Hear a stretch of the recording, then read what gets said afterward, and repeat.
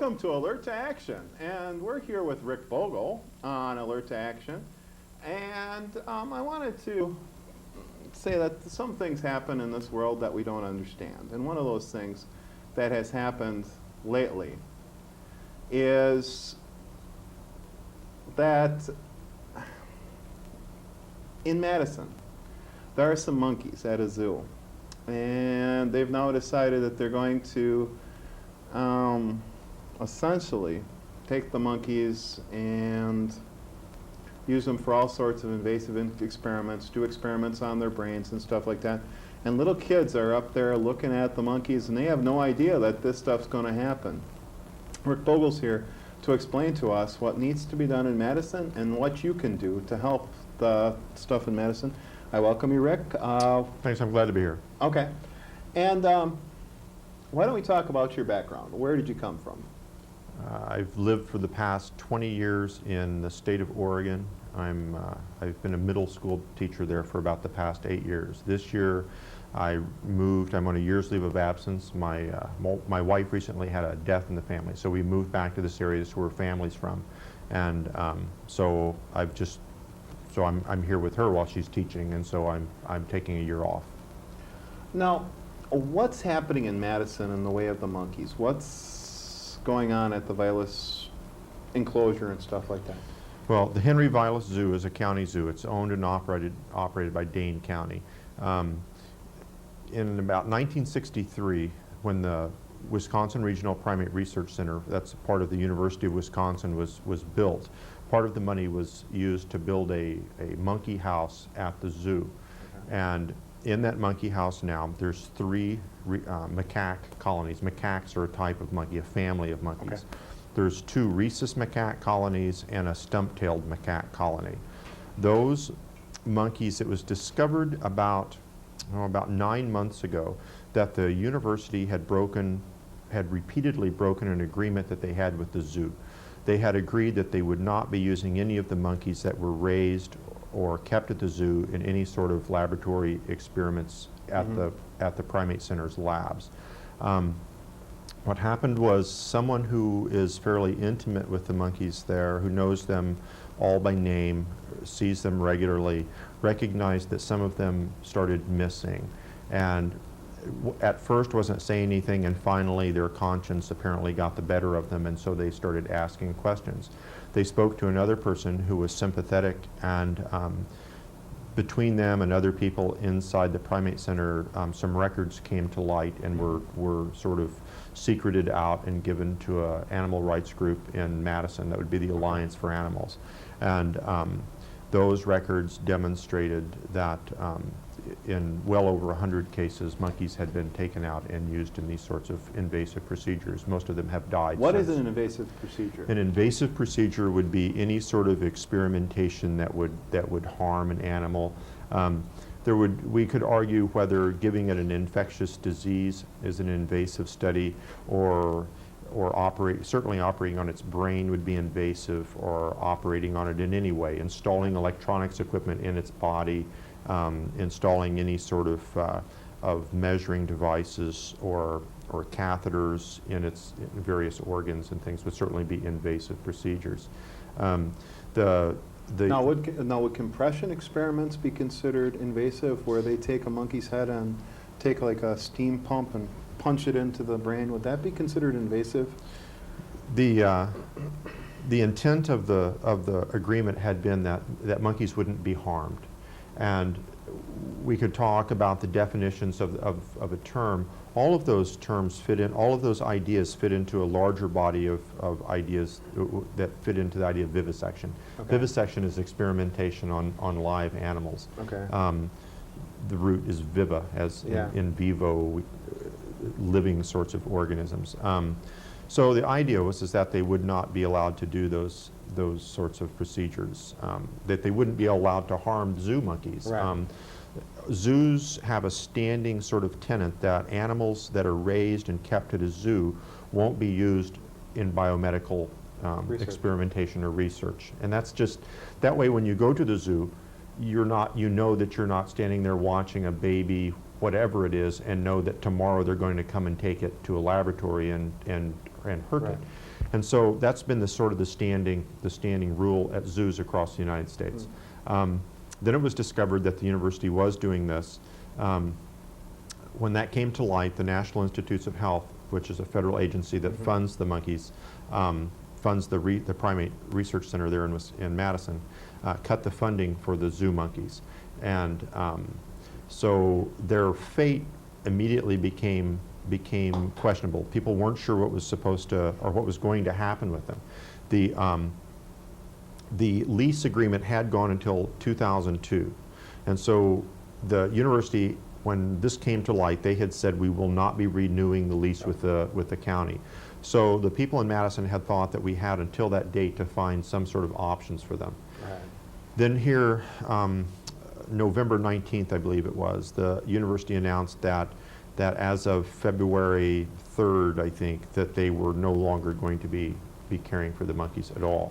So essentially on that date, they ended their care agreement on the monkeys because of the U.S. government decided not to fund any more research. So the university said there's no more money coming in, so why don't we just kick the monkeys out of where they are because we can't pay for them. Essentially that's the case. And so the university started looking around for some sort of home for them, some sort of options for them. And what came to light was both of the rhesus colonies, they decided that they would give to another one of the 7 primate research centers. They would give to the center in Louisiana. That's called the Tulane Regional Primate Research Center. Sometimes it's also called Delta. Why don't we talk about Delta? What does Delta do? Every one of the primate centers has some sort of specialty area. They all are involved in a variety of studies. They're all involved right now in simian immunovirus studies, something akin to HIV studies. But Tulane's specialty is infectious tropical disease and parasitic disease. So they're studying things like leprosy and Lyme disease, malaria, a number of tropical diseases that are very, very obscure. Right. They also are doing a lot of things with SIV research, simian immunovirus. They haven't been able to cause any animal other than humans to get HIV. Okay. So some researchers around the country are looking at retroviruses in other species of animals and thinking that if they could figure something out about that, maybe it would have some sort of lead to some sort of knowledge for human AIDS. In fact, there's many scientists that are saying that it's a waste of time and that we're just spinning our wheels, and we need to be spending that money studying other places. Studying humans. We need to be studying AIDS and HIV rather than AIDS patients. That's right. Another thing that is going on right now in Tulane is that's sort of frightening is that they're taking the I don't know if you know how a virus is made, but it has a protein sheath, and inside that protein sheath there's a strand of messenger RNA. Right. Well, what they're doing now is they're taking the protein sheath from HIV, they're taking a strand of the RNA from SIV and putting it in that protein sheath. So now what they've done is they've built a brand new retrovirus. This retrovirus, a super virus. Now, I don't know about super, but it certainly is. It's very deadly when you inject it into any monkey. The rate of onset of disease is quite rapid, and it's generally quickly fatal. They don't talk about how serious it would be if it were given to a human or if it were to get out into the human population, but. All 7 of the centers are basically, in my estimation, are sort of science gone mad. They've given people these animals and said, here's a chemistry set, and just try to do any damn thing you want to with them and see what happens. That's kind of scary, considering that we're on the verge of everybody becoming like everybody else in the way of cloning experiments, supposedly. And now we've got them making super viruses that, if they got out, could kill half the human population, essentially. With viruses, one of the things that keeps them in check is modes of transmission. And as far as I'm aware, there's nothing in these new, they call them SHIVs, simian human immunoviruses. And there's nothing that I've read that indicates that these viruses would be any more readily transmitted between individuals than HIV or SIV are. So I don't think it would be. It would still be a sexually transmitted disease, So I don't think it's, I don't think it's like if it gets out, it's going to sweep across the, Right. and it still is going to kill you if you get Yeah. it, probably. Right. So anyway, so what happened was, on short notice, we started, the university said that unless we hear some sort of offer to try to fund the monkeys, they're gone as of February 3rd or something.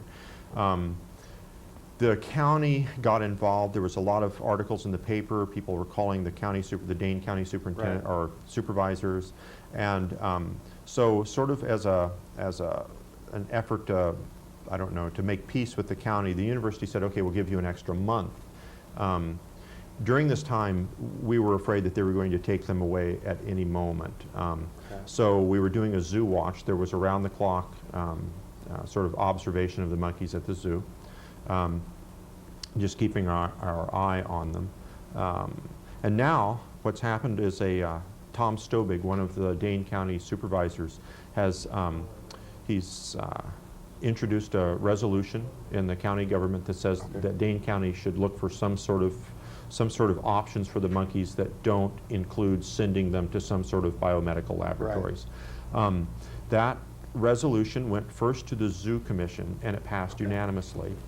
After the Zoo Commission, it went to the Public Works Commission, and it passed again unanimously. After it went to the Public Works Commission last night, it went to the Ways and Means Committee, and again it passed unanimously.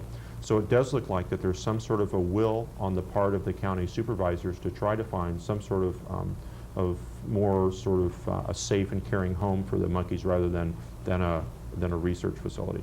Wow. Than a biomedical research facility. Well, it sounds like that's a positive. Now, It's not a sure deal yet, though. I mean, the Okay. deadline right now, the way it currently stands, is that we have till March 1st, I believe, or March 2nd. Now, then will the county fund it, or what'll happen? We weren't sure. Money was the big issue for a while. And about a week ago, after, you have to understand that in the Madison papers, this is almost a daily article in the papers now about the university and the county and the animal people and the community people arguing over what should be best and what should happen. The university has now made an offer to the county that if the county will accept responsibility for them and ownership, that the university will fund their care for the rest of the calendar year. So, Okay. so if the county accepts that offer, then that gives us a 10-month window to find some sort of options. There's already been a sanctuary in San Antonio that's offered to take one of the rhesus colonies. Oh, good. They would need some money to help build they don't have anything there for them yet, but they do have some acreage that they said we would be willing to build a facility for them. They would be vasectomized, the males would, and they would be allowed to live out their life, and the colony would come to an end. The other rhesus colony, we're not too sure what happens with them yet. There's talks right now between the United States State Department and the government of Thailand about moving the stump-tailed monkeys back to Thailand. That's not clear whether that's going to transpire or not. There's Well, a big. why are they taking them back to Thailand? Thailand is the native home of stump-tailed macaques. Stump-tailed macaques currently are on the Appendix 2 list, this Appendix 2 list of CITES, the Convention on, International Trade of Endangered Species. Yeah. That means that they're a threatened species.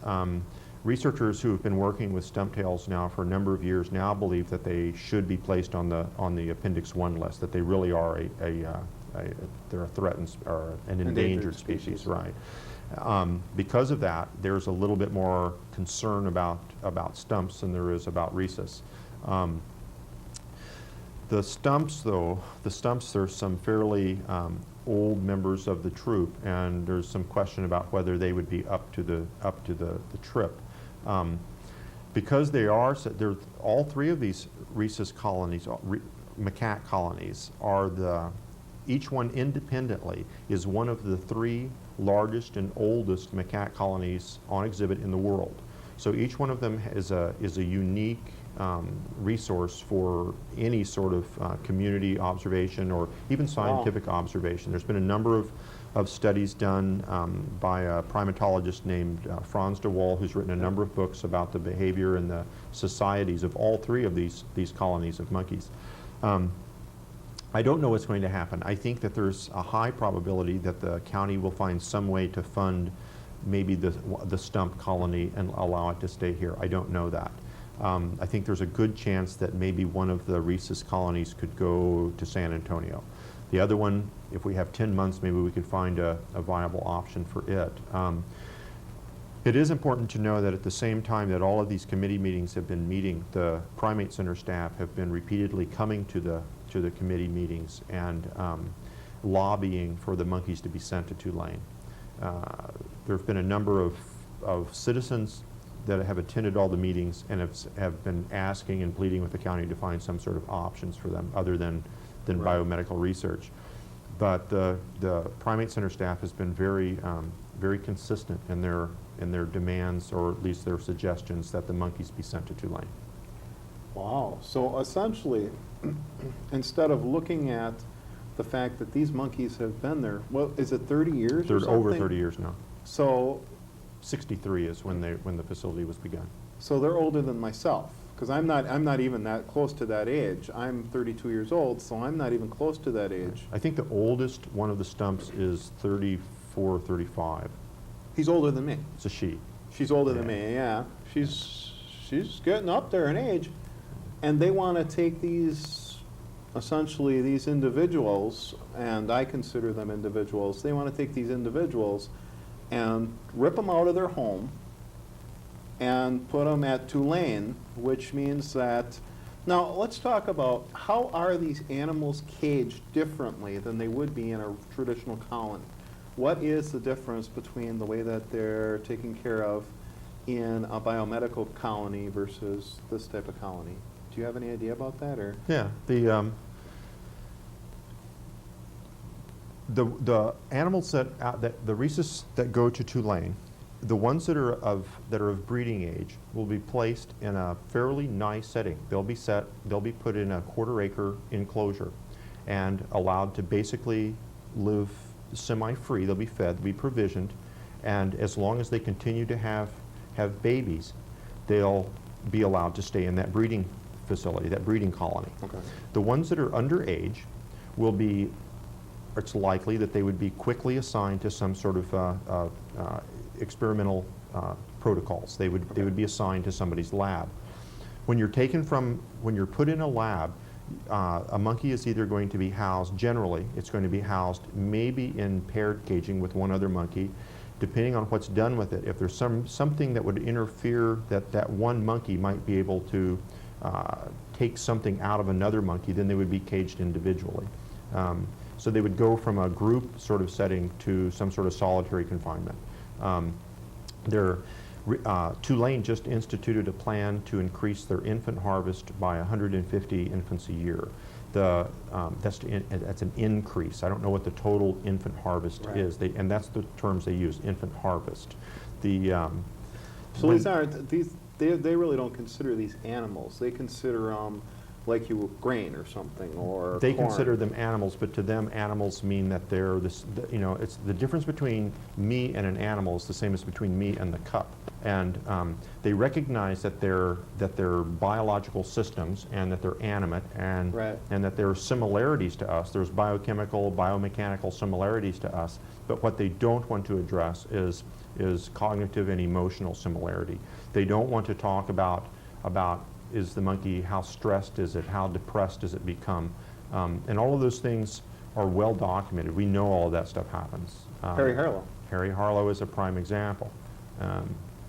Those sorts of studies continue today, not quite to the extent that Harlow did, but there's still studies going on that are looking at when they take infant monkeys from their mothers from the breeding colonies, they place them in what's called a nursery.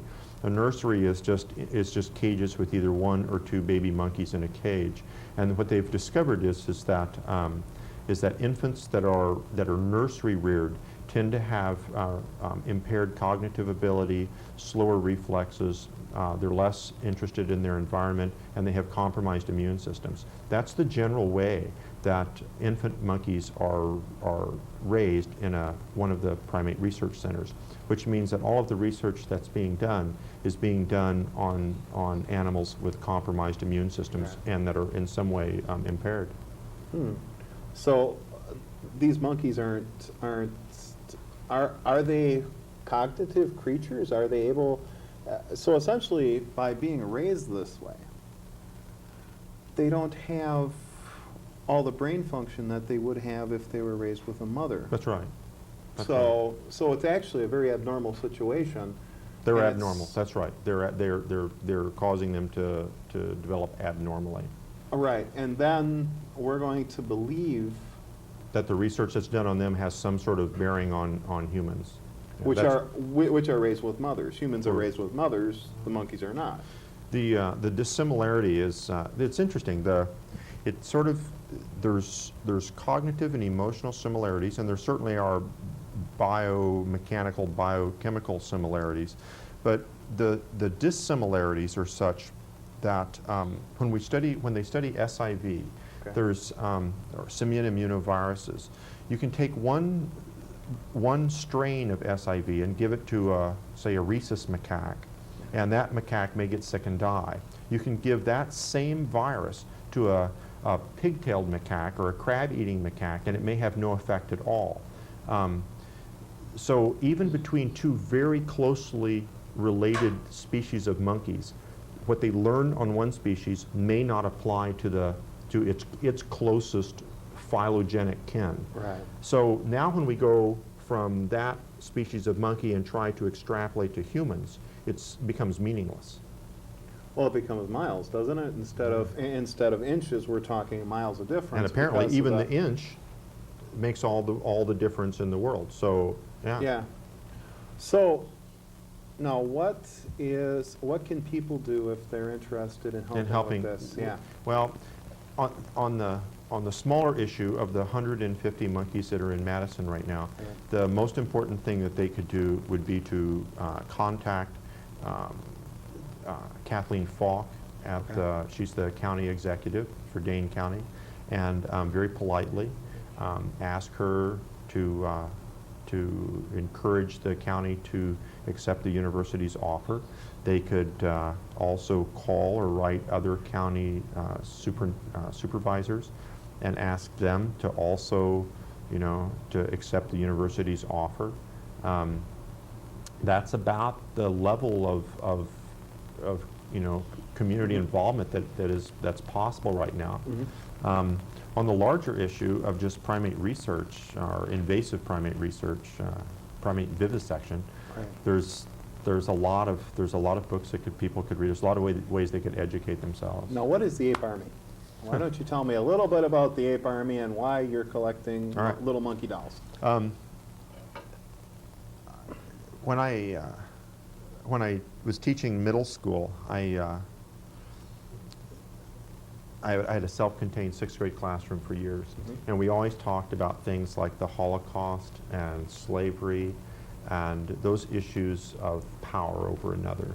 And my students asked me repeatedly, whenever we would talk about these subjects through the years, they'd say, "Mr. Bogle, why did people let those things go on? Why did people let Jews get taken away? Why did people let the blacks get, put in chains and whipped?" They didn't understand that stuff. Neither do I, but kids see themselves as heroes, and they always knew, and as we talked about this, we learned that there were people that did have people hidden in their basements who risked their lives to help others.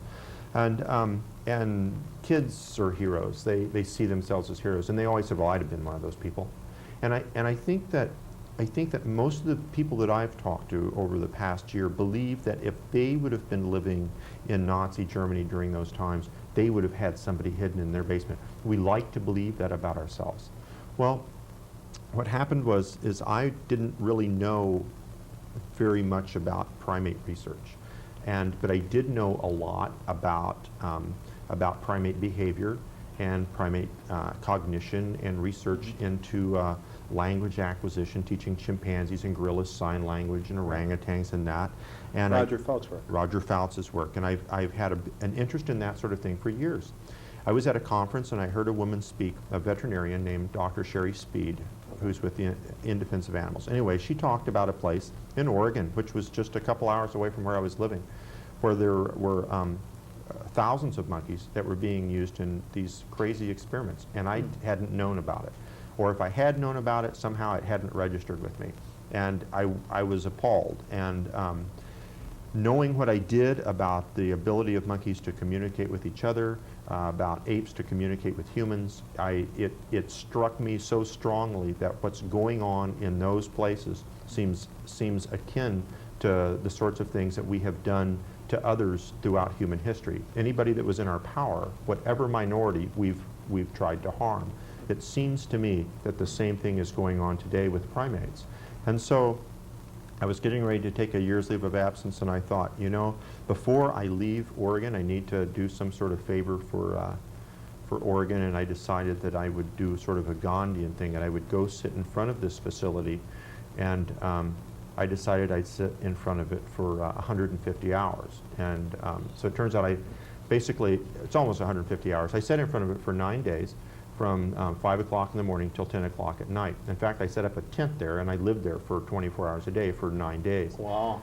And then I found out in the process of doing research about the sort of research they were doing there, I discovered that this place wasn't unique, that in fact there was one in Seattle, Washington. And since I was leaving the Northwest, I said, gosh, you know, if I'm going to do this crazy thing, and I had hundreds of people stop. And I said I'd better go do it in Seattle as well. So a month later, I went to Seattle and I sat there for 150 hours in front of their door. Wow. And said I have lots of literature about this. And what happened is that people that couldn't go with me, right, or couldn't stay there, they said, how can I help? And I said, I don't know, give me a little stuffed monkey. And so that little stuffed monkey, those monkeys became the ape army. And how many monkeys do you have so far? well over 200. I don't know. There's a couple big giant plastic bags full of them, you know. So what happened was we were moving to the Wisconsin area, and then I found out that, well, we're moving to Madison, and it's the home of Harry Harlow. And I went, oh, God, there's another one of the primate centers there. And so if I'm going to do this in Portland and Seattle, I might as well do it when I get to Wisconsin. And so after that, I was taking a year off, and I found out there were 7 of these places. And so every month I went to a new one and sat in front of their gate for about 9 days. Now, you got in trouble for one of them. I guess you were Davis, arrested. California. Yeah. What happened? I was at every other one of the places I went to. I was able to sit. And either across the street. When I was in Washington, I sat on campus. When I was here in Wisconsin, I sat right against the building. I was, on campus. Well, I got to California and met with the officials there, which I've always done. I'm very polite, and it's not confrontational at all. I just want to be able to share information with people that are passing by. And they said, okay, well, you can be there across the street, which is actually an orchard. You can be across the street from the gate from 8 o'clock in the morning till 5 in the afternoon. And I said, by 8 o'clock in the morning, everybody's already gone to work. The people that are going to be driving by and see me, they won't even know I'm there. And if I have to leave before 5, actually it was 8 to 4, excuse me. If I have to leave by 4 o'clock, then they'll go home and they won't even know I was there. And I said, this is a fundamental First Amendment right. I have a right to express my opinion on this, and if you don't let me express my opinion, it's one thing to be able to speak out, it's another to speak out in front of people. And so anybody can go talk in their shower. First Amendment says you can speak in public. And so I said, that's not acceptable. And they said, if you show up other than those hours, first I said, why? And they said, well, it's a public health risk. If you're there, public safety, that cars driving by in the dark won't see you and you might get hit. And I said, okay, how about if I put reflectors along the edge of the road? Why not, yeah. That made sense to me. And they said, no, that won't be enough. I said, how about if I wear a reflective suit? No, you can't be there. And that's when I realized that it wasn't about public safety at all. It was about trying to shield me from everybody else. And I said, well, we all have to do what we have to do. And The other places I've been to around the country, this has not been an issue, and I don't believe that the Constitution changes from state to state. And I'll be there got at that 5. right. I'll be there at 5 o'clock in the morning. And they said, if you're there, you'll be arrested. So I went, and they arrested me. It was about, they talked to me for a while, tried to run me off, and about 5:30 they took me to jail. I got out at about 11:30, and they had told me right before they let me out that if I went back for the next 7 days, that I'd be arrested again. So as soon as I got out, I went and had a burrito, and I went back. Got yourself something to eat, Got yeah. something to eat. I went and sat back down in my chair, and they arrested me again. And I was there for about 5 minutes the second time. They came storming over, about 6 or 7 policemen, and handcuffed me and took me off. And Like I it was- takes 7 people, so, but I we don't won't know. even get into that. I don't know. I was, the second time they arrested me, they put me in a wrist lock and all this kind of stuff, and I'm saying, why do you think I'm not going to run away? I mean, what's the big deal? There you go. So they took me to jail. They put me in solitary confinement for 4 days, and I was in jail for a total of 6 days until I finally bailed out. I didn't eat. So, I'm vegan, so there was nothing for me to eat, and they refused to, give me food. And I said, fine. Then they started feeling like they ought to try to find something to feed me, and I said, nah, at this point, I'm just continuing the protest, And Yeah. so that was that. So now I have a trial date. I have to go back and stand trial for trespassing. They could put me in jail for up to 2 years. Trespassing at where? Now, this was a public university, University wasn't of California. Yeah, it? Davis. Right. Now, here in our state, Right. you're allowed To be on a to public. be on a public, no matter what state you're from, When I was in because in our state, When I was that's in what we believe. Washington, Yeah. and when I was in Washington, another state school, we were allowed to be in the buildings. We could be in the school buildings, in the hallways, as long as we didn't try to go in the doors and interrupt the free Right. flow of business. Well, in Davis, California, in the University of California system, apparently you can't even be on the property if they don't want you to. It still seemed to me that it was a state-supported school.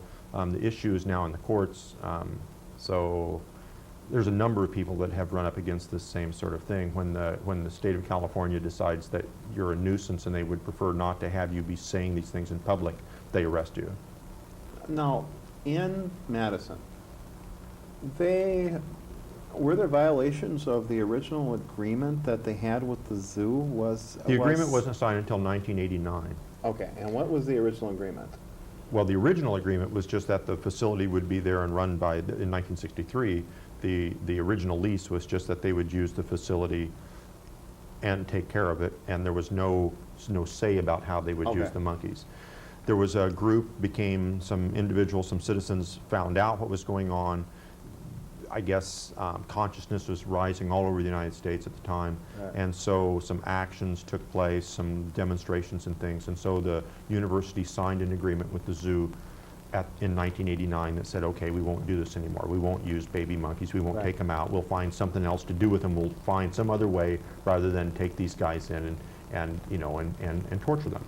And so that was the agreement set in place in 1989. Okay. And at least once other was redrafted, was acknowledged that agreement was still in place. So apparently, since that time, there've been well over 100 monkeys have come out and And been over the used. years, and yeah, sold to other labs, used in a variety of studies. Most of them are dead now. Wow. Yeah.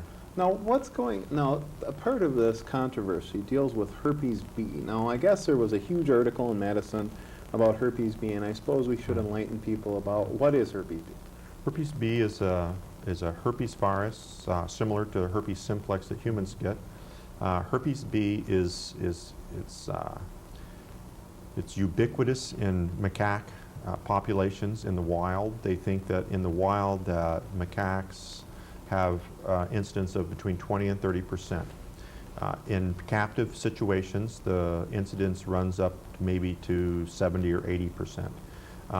Herpes B is deadly if a human contracts it, but doesn't have much effect on the monkeys that it infects. Since herpes B was discovered, there have been herpes B was isolated, I'm going to guess back in the 50s sometime. I don't know exactly when Right. that date was. But since that time, there have been only 40 documented cases of herpes B in humans. Every one of the cases has involved a laboratory worker who's had very up close, hands-on contact with the monkey. So human beings should not have contact with these monkeys? Is that what you're saying, that these monkeys are really physically dangerous to humans? It's hard to say. I would say that that's probably not the case. I think that it would be prudent in some sort of public facility that people not have contact with those monkeys. Right. On the other hand, there's never been a case of herpes B in humans that was contracted from a pet macaque. And there's pet macaques all over the United States. People have pet monkeys. Mm-hmm. Nobody that has a pet monkey has ever gotten herpes B, and there's certainly contact. What about in the original country where they're from? India. Aren't these monkeys allowed to run around wherever they want, right, and do whatever they want? Right. Rhesus macaques are called the urban monkey, and in India, they're everywhere. They in the southern parts of the country anyway. I guess in Bombay and Delhi, the pictures I've seen is they're on the street corner. They're on the lamp posts. They're they're like pigeons. They're like pigeons. And people don't die there from this? As far as I know, there's been no cases of herpes B. The only 40 documented cases have been with people in primate laboratories.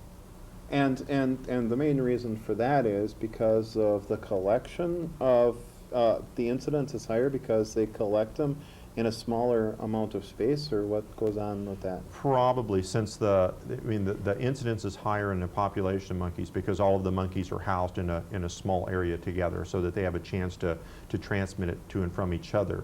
But as far as humans getting it, it's difficult to say why it's only shown up in those settings. It must have something to do with stress. We know that herpes in humans is more readily apparent with someone that's under stress. And so it's not surprising that monkeys that are having things done to them that are frightened all the time are under greater stress, so that they may be shedding virus at a greater rate than, say, a zoo monkey would. Right now the feeling is, as long as people stand back a few feet from the monkeys, that they're probably just fine. Which they are set away from the monkeys at the Viola Zoo. The primate center, though, when this word came out about the woman dying down in Atlanta at Yerkes, they went to the Zoo Commission and did a presentation. Have you ever been to Yerkes? I've been to all 7 of the regional primate centers. I was sitting in front of the Yerkes gate when the girl died. Oh my God! I was there at the time. That must have been freaky. Well, it raised a lot of media stuff, and Yerkes had tried to keep it hidden. Emory University is where Yerkes is at. Okay. And Emory had tried to keep the whole situation out of the media. Out of the media, and then they certainly had kept her illness out of the media, and then when she died, they didn't have any choice then, and there was this guy sitting in front of the place saying that maybe we shouldn't be doing any of this research in the first place, and it just became a media circus. Well, that sounds like fun. So essentially you've been to all 7 of them. I have. Which one has the worst record? Which one is the worst? That's you're asking, was Dachau a little bit worse than Auschwitz? At some level, they're all so hideous. If you were a monkey living at any one of those, it would be difficult for any one of those monkeys to say, I'd rather be at Wisconsin than Tulane, or I'd rather be in Davis than Seattle. That's not the way it is. At least in Wisconsin, I get a window, Actually, they don't. At Wisconsin, if you go to the primate center here, you'll see that the main building is just a monolithic structure with no windows at all. It has no windows at all? It has skylights in the hallways for the people, but the outside, all of the sides of the buildings and the ends, there's no windows at all after you leave the entrance. That's kind of scary. It's like 6 or 8. It's like 6. They don't want people to see what's going on inside. Well, now, if these procedures are supposed to be so good for our health and everything else, shouldn't we be allowed to see what happens in here, or what happens in those places? Or are the experiments so terrible that we shouldn't be allowed in there? What do you think of animal research? What is your thought on the whole issue beyond what we've been talking about? I mean, right. using other animals and stuff. Well, I, it's, I think that there's a, for me, it's cut and dry on primates. Yeah. There's no question at all. What's being done to them is akin to what was done in Nazi Germany. As we move along a phylogenetic continuum, say what's under monkeys as far as, and that's misleading to state it that way, but I think everybody has to find that sort of that line for themselves. For me, I know where the line is, but for most people, I don't think that they would be as concerned about an earthworm being harmed as they would a dog or as they would a monkey. And so where that line is, it's hard to say. Right. One thing that's important to know is that there's a growing number of scientists and medical doctors that are saying that almost all of the animal-based research that they see is bogus. So there's two things going on. There's the ethical question about whether we even have the right to torture other beings. Right. And if we even assume that we do have the right, what if it's not doing anything at all? Right. Do we then have the right to continue moving along with these worthless sorts of activities? Now, do you know about the Medical College of Wisconsin? Not a thing. Okay. I do have a friend who used to teach anesthesiology at the medical school in Madison. Yeah. And he's now a very active anti-animal experimentation activist. See, my sister worked in some of the labs at the Medical College of Wisconsin. Mm-hmm. And most people do not know is that it's got one of the largest colonies of primates in the state of Wisconsin. Most Do you know people how have no many? idea. Between 17 to 80, somewhere in there. All right. Because she said that she worked with Primate Center in Madison has about 1,300. 1,300. Yeah, and it's Oh one of the my smaller God. facilities. That's a lot. Tulane right now, their own monkeys, they have about 4,500. They have another maybe 1,000, 1,500 that are boarding from the University of Wisconsin. So essentially, if something happened, like an earthquake or something like that, these monkeys that have these viruses and that have been injected with these viruses would essentially populate our regular population. I mean, they literally be running all over the place. Well, I don't know that they would live in a cold climate. I think they would die out pretty quickly because they need to be provisioned. They're not wild animals anymore. They've been totally taken care of. They don't know how to forage in the wild. But they would, Oh. if there have been, in fact, in New England and Oregon, maybe California, I might be wrong on that one, but at a number of these facilities there have been escapes. People have come by, neighborhood people, and say, you know, a few years ago we had monkeys running everywhere around here. So it's not that unusual for there to be some sort of escape, and usually those escapes probably take place out of their breeding colonies.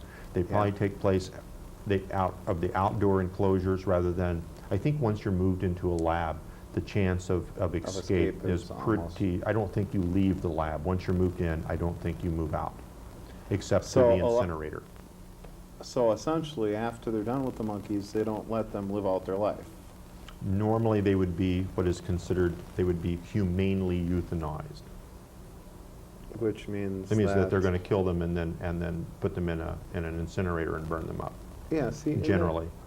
at the Humane Society of Milwaukee, that's what they told us. They said, and I don't say anything more about the Humane Society of Milwaukee, but they told us that not to tell people that they were going to die. It's humane euthanization. Right. And this little girl called up one day and she said, is my dog going to die? And I said, no, your dog's just going to disappear. And she said, what do you mean disappear? And I said, well, it's just going to disappear because... Unwanted pets is a really tough situation, you know, because there's so many hundreds and thousands and maybe millions of animals a year that are left without homes, and the shelters only have room and resources for so many. So what do you do? So are you a protector of insects? I heard that you're a big protector of insects or something Yeah. like that. Yeah. Or, I think that you shouldn't go out of your way to harm any other being. I think Right. that if I don't know that a spider has a mind, right, right, but I also don't know that it doesn't. right. And I suppose if I'm going to gamble one way or the other, I just as lief be on the safe side. There's no reason to assume that That's right. there's, he doesn't matter, you know, I just go back to picking my nose now or something. It Right. just I mean, why go out of your way to harm something? Right, there you go. I don't see a reason. Well, also, it's kind of against the way of nature. Nature actually, in some ways, doesn't agree with direct killing. I don't know. Nature seems pretty cruel to me. I don't know of very many animals that don't. Chimpanzees in the wild catch monkeys and eat them.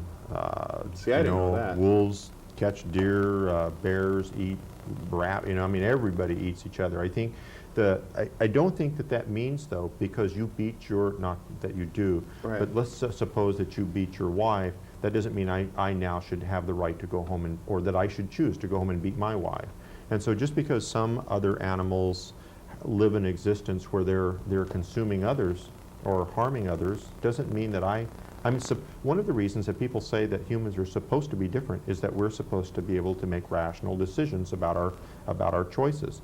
Well, it seems to me a legitimate rational choice is to be compassionate rather than to be abusive.